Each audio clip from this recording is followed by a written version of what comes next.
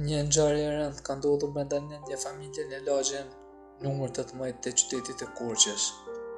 Burimet bëjnë midis së shtetësi me inicialet D.B. ka ushtruar dhunë duke goditur me hekur në kokë bashkëshortin e saj me inicialet N.B. I plagosuri është dërguar menjëherë drejt Spitalit Rajonal të Korçës për të marrë ndihmën mjekësore. Ndërkohë, policia e shtetit ka shoqëruar në komisariat gruan për ta marrë një pyetje lidhur me rastin se si ka ndodhur.